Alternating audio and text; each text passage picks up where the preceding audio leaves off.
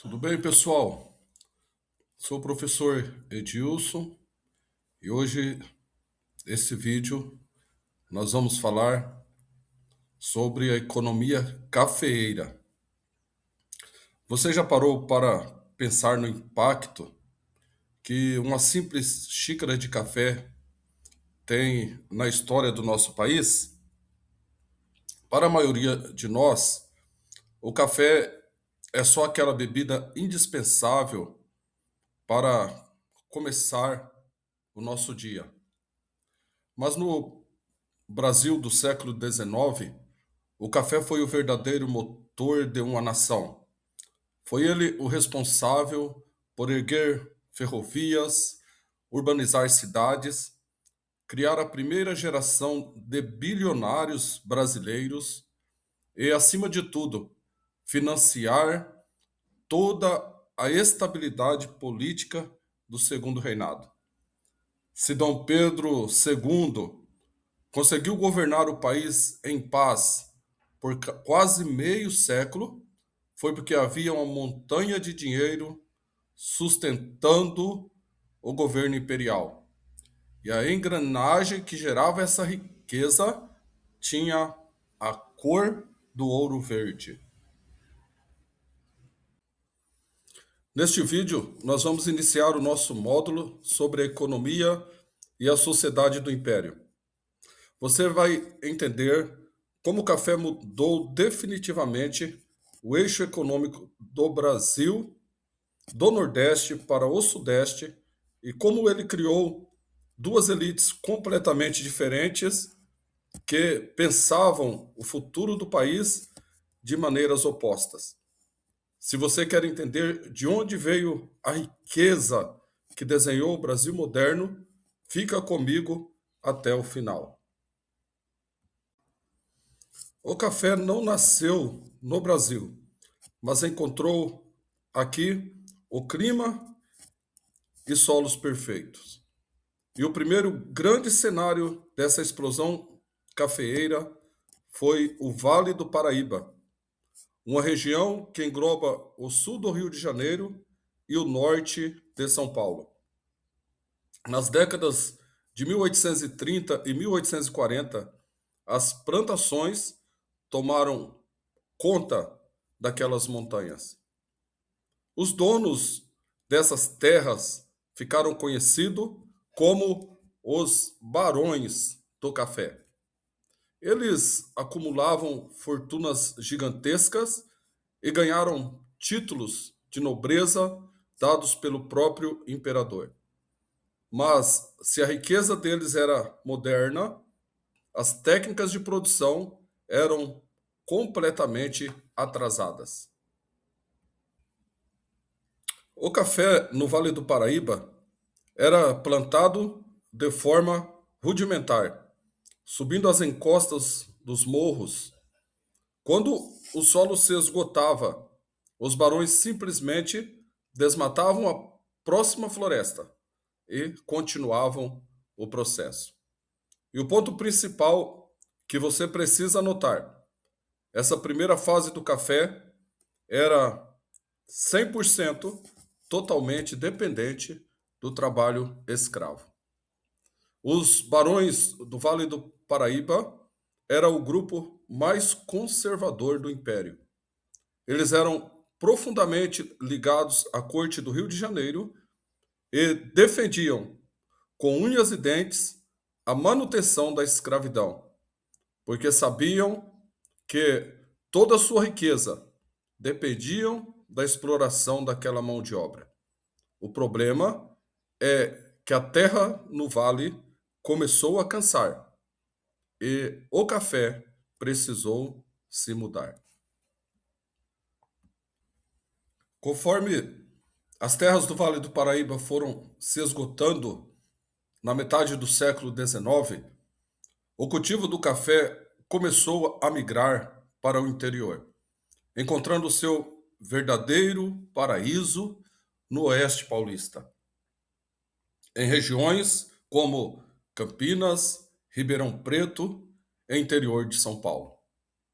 E aqui, o café encontrou o seu ingrediente secreto, a terra roxa, que curiosamente não é roxa, é um solo avermelhado de origem vulcânica, extremamente fértil e perfeito para o café.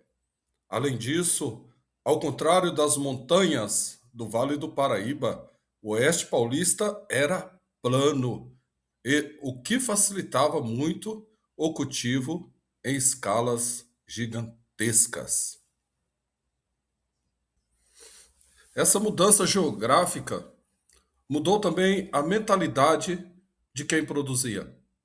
Os fazendeiros do Oeste Paulista não se comportavam como nobres tradicionais, mas sim como empresários rurais.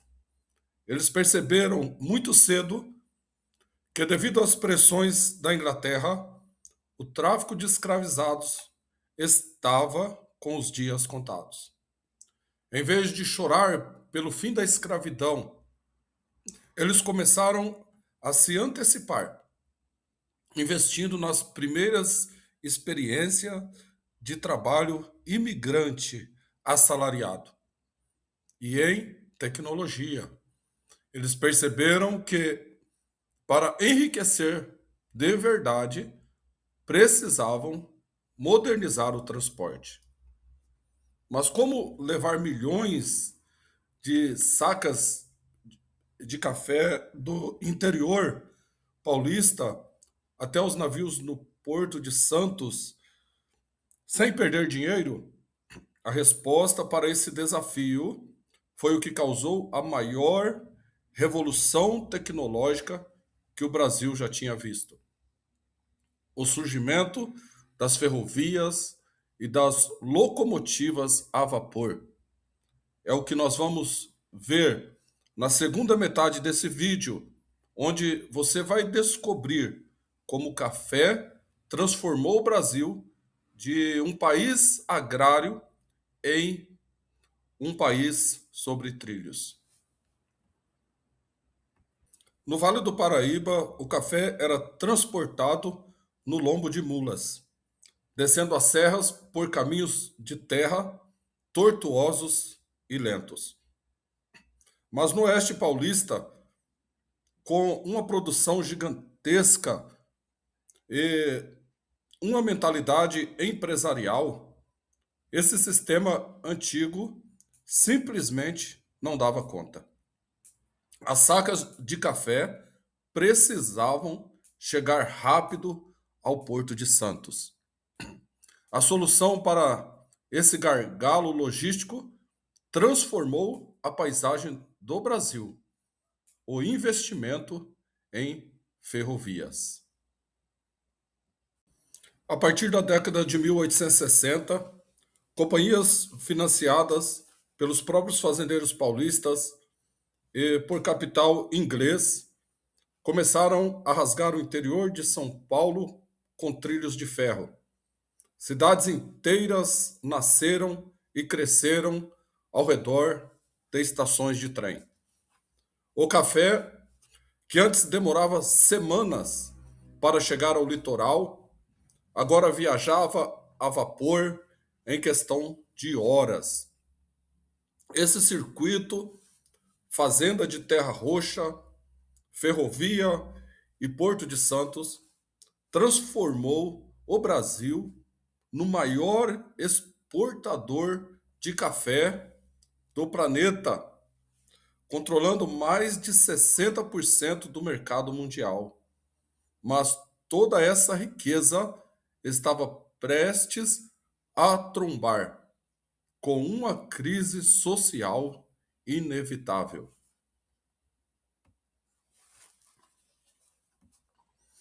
Até o ano de 1850, a engrenagem do café girava à base do tráfico negreiro. Mas com a Lei Eusébio de Queiroz, de 1850, o tráfico atlântico foi proibido. O preço dos escravizados disparou e os fazendeiros do Oeste Paulista perceberam que precisavam achar outra fonte de trabalhadores. A solução encontrada foi um incentivo à imigração europeia. Milhares de italianos, alemães, espanhóis e portugueses começaram a desembarcar no Brasil, fugindo da crise econômica na Europa e buscando o sonho de ter terra própria na América. As primeiras experiências, como o sistema de parceria idealizado pelo senador Vergueiro, foram um fracasso retumbante. Os fazendeiros, acostumados com a mentalidade da escravidão, endividavam os imigrantes antes mesmo deles escolherem a primeira saca, gerando revoltas e até crises diplomáticas com os países europeus. Com o tempo, o sistema evoluiu para o trabalho assalariado, subsidiado pelo governo de São Paulo.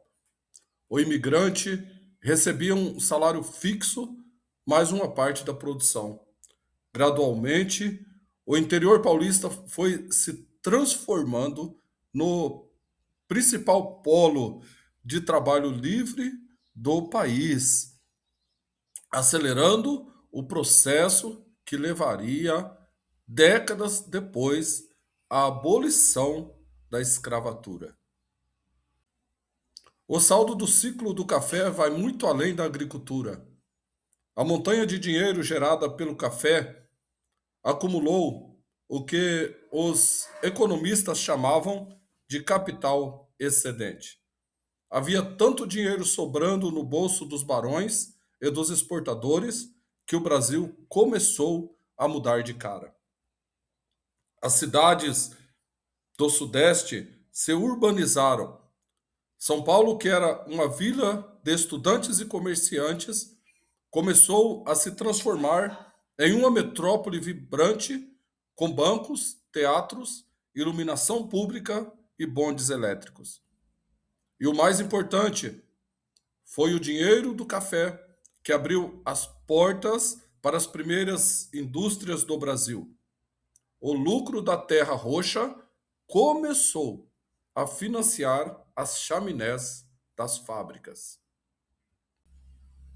Mas quem foi o homem que percebeu esse movimento antes de todo mundo e tentou transformar o Brasil em uma potência industrial, batendo de frente com a própria Inglaterra? Esse é o tema do nosso próximo vídeo, onde vamos conhecer a impressionante história do Visconde de Mauá e o surto industrial do Segundo Reinado. Se você gostou dessa aula e quer continuar acompanhando o nosso módulo de Economia Imperial, deixe o seu like, se inscreve no canal e deixe o seu comentário. Você sabia que a Terra Roxa tem origem vulcânica? Um forte abraço e até o próximo vídeo.